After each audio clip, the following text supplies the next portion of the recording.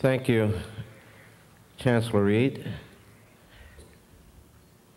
Mr. Ray, Chair of the Board of Trustees, platform guest, class of 1998.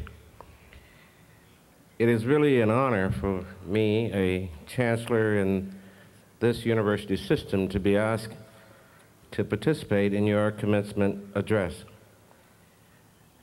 I have known UNC Asheville and Asheville environs for many years because in addition to the work that I did with the NAACP League of Defense Fund, I was a frequent visitor to Asheville and watched as the University of Asheville developed and grew. And it was really an experience for me today to get back to UNC Asheville and to see how this campus has developed. I'm amazed and really excited. You know, I accept some of these invitations primarily to go around the campuses to see what people are doing. And now I have a lot I can tell people at North Carolina Central University. This is an important day for our graduates, their parents and friends. Thanks very much for permitting Vivian, my wife, and me to join you. First, let me congratulate each of you. You have a right to rejoice and celebrate. You've earned it. Second, I promise you I will not keep you long. I have learned a lot from my students at North Carolina Central University. I know you, like they, do not wish to spend today listening to some esoteric speech. You want your degree and then time to spend with your families and friends. You then will worry about tomorrow. It is tomorrow I would like to raise with you for a few moments. There are many issues one can address about tomorrow. I raise one which eats at our American dream, and I believe threatens your future and mine.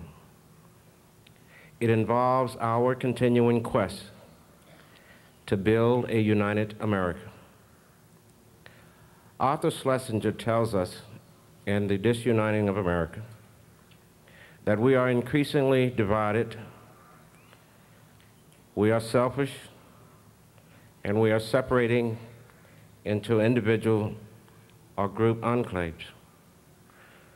We are perhaps more divided as a people today than at any time in our history. Schlesinger writes, instead of a nation composed of individuals making their own unhampered choices, America increasingly sees itself as composed of groups more or less ineradicable in their ethnic character. The multi-ethnic dogma abandons historic purposes, replacing assimilation with fragmentation, integration by separatism. It belittles unum and glorifies pluribus.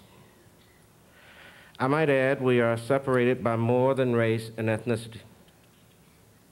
We are separated by class and economic status, by religion and creed, by geography, by individual and group preferences.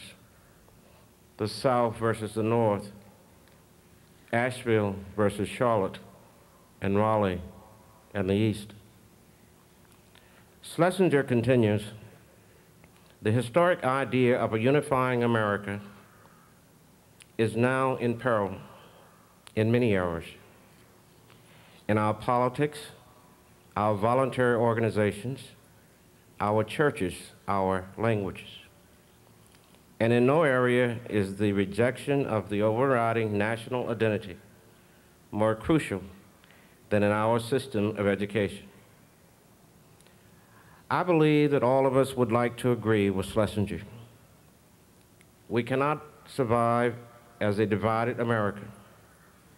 One might legitimately ask, however, if we have ever had or lived up to the one America Schlesinger envisaged. Langston Hughes also sang America. He was the darker brother, sent to eat in the kitchen when company came. But he dreamed of an America where he would one day be able to eat at the table. They'll see, he wrote, how beautiful I am and be ashamed. I, too, am America. Justice Thurgood Marshall dreamed of one America, but pointed out during our bicentennial celebration of the Constitution that all Americans were not included in the beginning. In fact, African Americans and women were expressly excluded or intentionally omitted. Even today, with the adoption of the 13th, 14th, 15th, and 19th Amendments to the Constitution, we continue to struggle to bring all America within its protective cloak. Many will argue that the progress we've made is being seriously challenged with recent decisions of the Supreme Court and legislative enactments, abandoning school desegregation in Asheville and across America, returning to electoral districts which prevent African Americans and others from electing representatives of choice, rejecting affirmative action and other race-based remedies as a means to bring minorities and other disadvantaged people into America's mainstream. White America, on the other hand, argued just as vehemently that affirmative action, minority-majority electoral districts, school desegregation with busing further divide America. In the midst of this controversy, we are told by Levin and Currington, and when hope and fear collide, that the significant and rapid changes in America, the loss of moral leadership, and jobs and other uncertainties are forcing us to seek even more protection and comfort in our separate groups. We are, to Arthur Schlesinger's dismay, more fragmented and separate than ever. You are graduating and going out into a world with perhaps more uncertainty than at any time in our history. You have a job today, and your employer merges or is taken over tomorrow. You purchase health insurance, and your insurer is either bankrupt tomorrow or doesn't cover your particular illness or your length of stay in the hospital. You find a safe and quality neighborhood and school, and everything changes tomorrow. You graduate today with an excellent education and find yourself in school tomorrow, trying to prepare for your next job. It's natural under these circumstances that all of us would prefer a safe, a less uncertain environment than venture out with others with more unknown to build one America. But we have little choice. With all of our diversity, we are white and black, yellow and brown, rich and poor, Baptists and Methodists, Catholic and Jews, Muslims and Mormons, Episcopalians and Lutherans, yes, even agnostics. And today we are fearful that those who differ threaten our existence and our future. But those who differ aren't leaving America because they too are America. And we cannot address our survival by crawling into a separate cave and denying that others exist who have the same craving to survive and prosper. My plea today is that you, our leaders of tomorrow, join hands with each other, that you reach across race and ethnicity, poverty and wealth, geography and all the things that divide us, and lead us to a better nation and a better world. Like some of my contemporaries, our present leaders may be too set in their ways, their philosophies, their security of the moment to effect any change. With our increasing divide, I am convinced we cannot build the lasting security we dream for ourselves, for the state and nation, without reaching out and engaging those who also are dreaming to work with us, that we develop the respect and tolerance of those who differ, and make sure that we respect them as they join us at the table. We cannot get there first without acknowledging that a problem exists. We must remember our history, how each of us, as well as our parents, contributed to our lack of respect and trust. We all practice it every day, even at UNC Asheville, with such significant things as eating at separate tables, organizing separate clubs, voting in electoral positions. And you know, with peer pressure and our own desire for security, it will be hard for us to change. Altering our practices will require at times unusual and even bizarre means, including affirmative action. Several friends have argued with me about busing and affirmative action. How can you support such remedies, I'm asked, when they run counter to the neutral premises of the Constitution and of our dream for one America?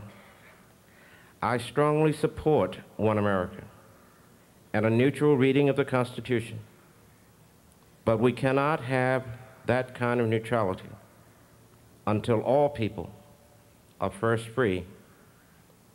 We still have not elected a black president of the United States, or a black governor, or a woman governor of North Carolina, or a president of the University of North Carolina.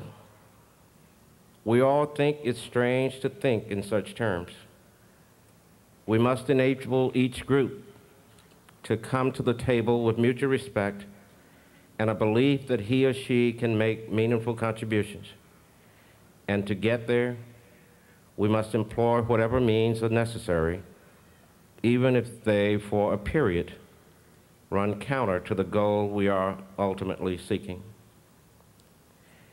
In working with students across North Carolina and nationally, and in a number of recent publications, surveys, focus group reports, I remain optimistic that your generation and those which follow appreciate more and more each day that this is one country, one America.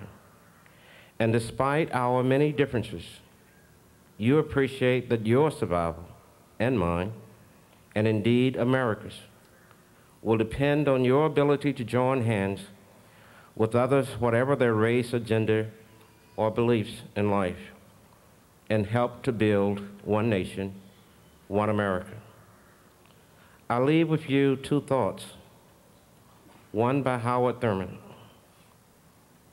There is something, he wrote, in every one of you that waits and listens for the sound of genuine or genuineness in yourself.